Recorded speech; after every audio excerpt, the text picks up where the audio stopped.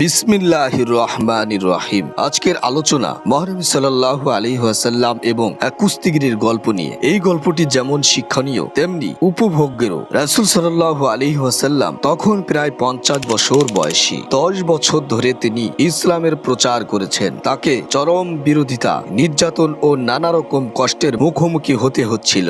তবু তিনি কখনো করুণা, ধৈর্য কিংবা সহনশীলতা হারাননি। একদিন তিনি মক্কার বাইরে হাঁটছিলেন। হঠাৎ তার সামনে পড়ল রুকানা নামে বিখ্যাত এক ব্যক্তি। রুকানা ছিল কুরাইশদের মধ্যে সবচেয়ে বলশালী সেরা কুস্তিগির। রুকানা নবী সাল্লাল্লাহু আলাইহি ওয়াসাল্লামকে ব্যক্তিগতভাবে অপছন্দ করত না, তবে ইসলাম সম্পর্কে অজ্ঞতা থেকে সে দ্বিধা ও সংশয় ছিল। সে বুঝতে পারত না নবী সাল্লাল্লাহু আলাইহি ওয়াসাল্লাম আসলে কি প্রচার করছেন। মহানবী সাল্লাল্লাহু আলাইহি ওয়াসাল্লাম তাকে দেখে বললেন, রুকানা, আমি তোমাকে কিছু বলতে চাই। রুকানা বলল, তাহলে চলো আগে কুস্তি লড়ি, তারপর কথা হবে। নবী সাল্লাল্লাহু আলাইহি ওয়াসাল্লাম হাসি মুখে বললেন, ঠিক আছে, কুস্তি হোক। উভয়ে প্রস্তুত হলেন। কুস্তি শুরু হলো। রাসূল সাল্লাল্লাহু আলাইহি ওয়াসাল্লাম রুকানাকে এক চাপে মাটিতে ফেলে দিলেন। রুকানা বিস্ময়ে হতবাক। সে জীবনে কখনো হারেনি। সে উঠে দাঁড়িয়ে বলল, আবার হোক। দ্বিতীয়বারও রাসূল সাল্লাল্লাহু আলাইহি ওয়াসাল্লাম তাকে মাটিতে ফেলে দিলেন। রুকানা এবারও পুরোপুরি হতবাক। সে বলল,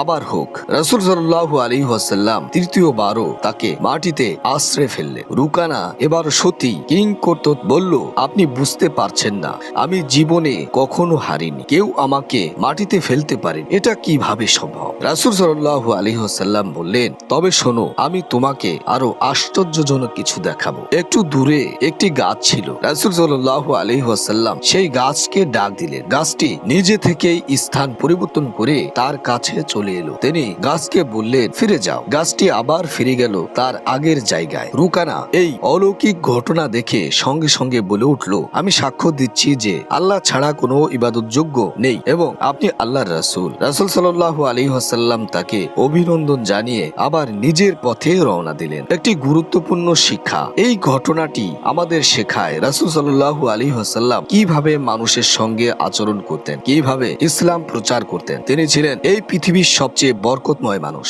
আল্লাহ তাআলার সবচেয়ে প্রিয় বান্দা। তার জীবনের প্রতিটি মুহূর্ত ছিল অমূল্য। তবু তিনি মানুষকে এতটাই ভালোবাসতেন, এতটাই বুঝতেন এবং গুরুত্ব দিতেন যে তিনি একজন মানুষের সঙ্গে সময় নিয়ে কুস্তিও করতেন, শুধু তাকে বোঝানোর জন্য। তিনি চাইলে শুধু একটি বক্তৃতা দিয়েই বা হাতে একটি পুস্তিকা ধরিয়ে দিয়েই চলে যেতে পারতেন, কিন্তু তিনি তা করতেন না। তিনি আগে মানুষকে বুঝতেন, তাদের মানসিক অবস্থাকে গুরুত্ব দিতেন। এজন্য মানুষ তাকে ভালোবাসতো, তার কথা শুনতো আর ইসলাম গ্রহণ করত। তার এই মনোভাবই আমাদের জন্য আদর্শ হওয়া উচিত। যখন আমাদের কারো সঙ্গে ইসলামের কথা বলার সুযোগ আসে, তখন আগে সেই মানুষটিকে বোঝার চেষ্টা করি, তার মতো করে কথা বলি। আর যদি তাতে একটু কুস্তিও লড়তে হয়, তাহলে তাই হোক। আল্লাহ রাব্বুল আলামিন আমাদের সকলকে রাসূল সাল্লাল্লাহু আলাইহি ওয়াসাল্লামের সুন্নাত মোতাবেক জীবন যাপন করার তৌফিক দান করুন এবং রাসূল সাল্লাল্লাহু আলাইহি ওয়াসাল্লামের মতো মানুষের সাথে সদ্ব্যবহার করার তৌফিক দান করুন।